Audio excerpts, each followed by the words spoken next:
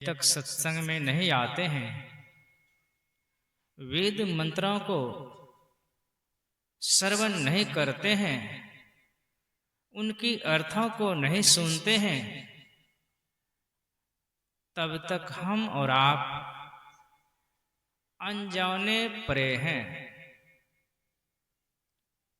जो व्यक्ति अनजाने हैं, जानता नहीं है किसी के विषय में, वे क्या कहेगा कोई ठिकाना नहीं। कोई पथिक गंतव्य स्थान को जानता नहीं है, कहाँ वे जाएंगे उनको पता नहीं है, वे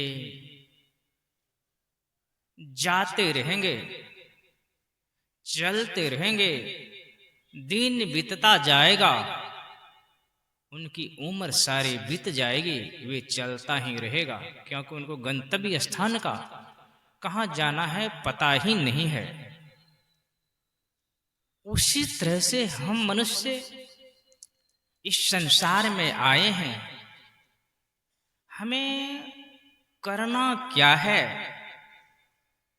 परम पिता परमात्मा ने यह मनुष्य शरीर हमें दिया क्यों है?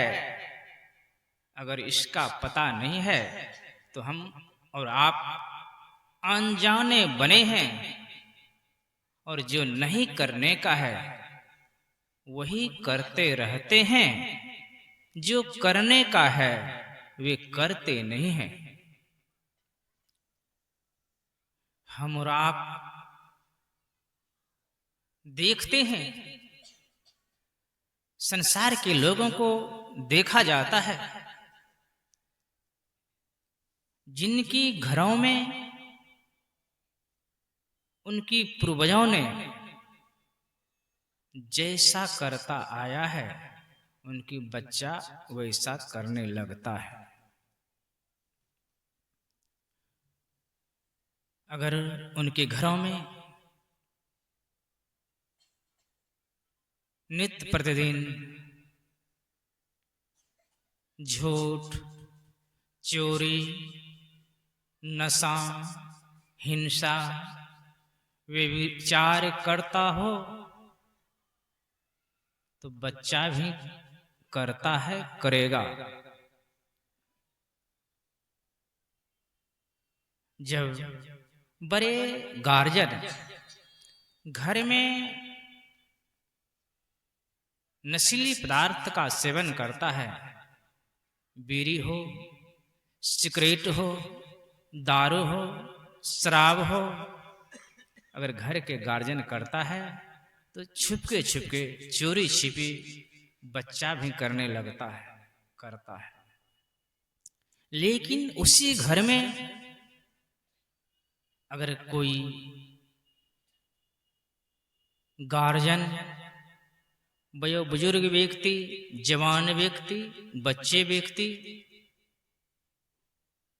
सत्संग में जाते हैं, संत महापुरुषों को उपदेशों को सुनकर समझ लेते हैं, और नित्य प्रतिदिन जब वे सत्संग घर में करने लगता है तो सत्संग के प्रभाव से उनकी सारे घरों के जो कुवृत्ति थी, कुकर्म था, कुविचार था, दुर्विचार था, सत्संग के प्रभाव से धीरे धीरे सब छूट जाता है, खत्म हो जाता है, और वे मनुष्य स्वच्छ हो जाते हैं। उनकी घरों में स्वर्ग बन जाते हैं, जिनकी घरों में नित्य प्रतिदिन सत्संग होता है। गुरु महाराज संत सद्गुरु महर्षि मही प्रबंध जी महाराज की वचनों में आया है, नित्य प्रति सत्संग कर ले प्यारा, तेरा कार्य सरे सारा। का हे भाई, हे मनुष्य, नित्य प्रतिदिन सत्संग करो, तुम्हारा कार्य बन जाएगा। कार्य यानी जो भी आपकी कामना है, शुभ कामना की पूर्ति हो जाएगा। और हमें क्या चाहिए? जो भी हमारा कार्य है उसी के लिए हम ललायित रहते हैं। अगर सत्संग करने से वह कार्य पूरा हो जाता है तो हमें तत्काल तुरंत सत्संग करने के लिए लग जाना चाहिए। श्री रामचरितमानस में आया है, सुनी समझहि जन मुदित मन, मज्जहि अति अनुराग, लहहि चारि फल, अक्षत तनु साधु समाज प्रयाग।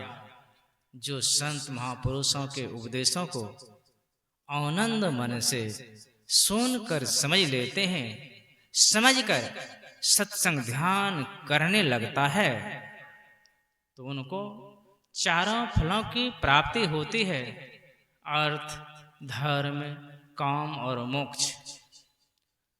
अर्थ कहते हैं धन दौलत को। सत्संग करने से सर्वप्रथम परम प्रभु परमात्मा गुरुदेव धन दौलत दे देता है। उनके बाद जिनके पास धन दौलत होता है वे कुछ ना कुछ शुभ कार्य में दान अवश्य देता है। अगर दान देता है तो उनसे धर्म बन जाता है और उनकी जो भी शुभ मनोकामना है, गाड़ी लेना है, दुकान बनाना है, खेत खरीदना है, जो भी उनकी कामना है, सारे कामनाओं की पूर्ति होती है और अंत में जीते जी वे सारे दुखों से छूट जाता है। आवागमन समय दुख दूजा, है नहीं जग में कोई, इसके निवारण के लिए प्रभु भक्ति करनी चाहिए। सारे दुखों से छूटने के लिए हमें भक्ति करना पड़ेगा। भक्ति क्या है? यही भक्ति है जो नित्य प्रतिदिन सत्संग और ध्यान करता है। असली भक्ति यही है। धर्म कथा बाहर सत्संगा, अंतर सत्संग ध्यान अभंगा। जो नित्य प्रतिदिन सत्संग करता है, ध्यान अभ्यास करता है, असली भक्ति तो यही है। और दूसरी जगह बच्चे कहाँ बिगड़ता है? संगति में। अगर बच्चा का संगति जहां है, अगर अच्छे अच्छे संगति में वे घूम रहे हैं, पढ़ाई कर रहा है, तो वे अच्छे संगति के कारण वे सुसंस्कारी बन जाएगा। और गलत के संगति कर लिया, शराबी का संगति कर लिया तो शराबी बन जाएगा। कबीर साहब कहते हैं, संगति ही जर जाई, जहान चर्चा राम के, दुल्हा बिनो बरात कहो किस काम के। जिस संगति में राम की चर्चा न होता हो, कृष्ण की चर्चा न होता हो, शिव की कथाओं की चर्चा न होता हो, धर्म की चर्चा नहीं होता हो, ऐसे संगति जल क्या न जाए, छूट क्या न जाए, उससे कोई हमें हानि नहीं है। वे छूटना ही चाहिए। उस संगति से कोई लाभ मिलने वाला नहीं है, वे तो हानि को पहुंचाने वाला है, कुमार्ग पर चढ़ाने वाला है। लेकिन अगर आप संतों के संग करेंगे तो आपको लाभ ही लाभ होगा। संतों के संग से आपको सत्य ज्ञान होगा, सत्य आचरण बनेगा, संत भगवंतों के गुणगान कथाओं को सुनने को मिलेगा। और आप बड़े बुद्धिमान बन जाएंगे। जब बुद्धिमान बन जाएंगे तो लड़ाई झगड़ा भी नहीं होगा। संत सतगुरु महर्षि में ही ब्रह्मन जी महाराज कहते हैं, यही मानस देह समैया में करो परमेश्वर में प्यार, कर्म धर्म को जला खा कर देंगे तुमको तार। जब हम सत्संग में आएंगे, सत्संग करेंगे, ध्यान करेंगे, तो हमारे पीछे जो कई जन्मों से पाप का ढेर पड़ा है,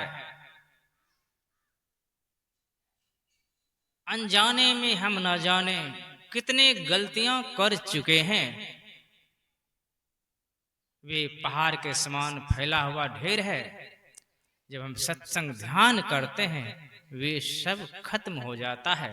जैसा कि ध्यान बिंदु उपनिषद में कहा गया है, यदि शैल समम पापम विस्तीर्णम बहु योजनम ध्यान योगेन नान्यो भेदः कदाचनम। पहाड़ के समान फैला हुआ पाप का ढेर हो, वह ध्यान योग से खत्म हो जाता है।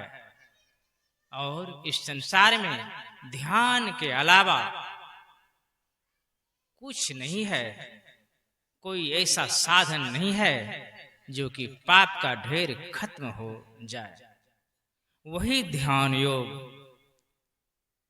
संत सतगुरु महर्षि में ही ब्रह्मन जी महाराज बताए हैं। वही ध्यान योग की चर्चा हम लोग अभी सत्संग योग प्रथम भाग से सुन रहे थे। बुद्धि योग, मानस योग, मानस ध्यान, दृष्टि योग, नदानुसंधान के विषय में मैं संत सतगुरु महर्षि में ही ब्रह्मन जी महाराज के चरणों में, महर्षि संत से भी ब्रह्मन जी महाराज के चरणों में नमन करते हुए अपने वाणी को विराम देता हूं और हम लोगों के बीच में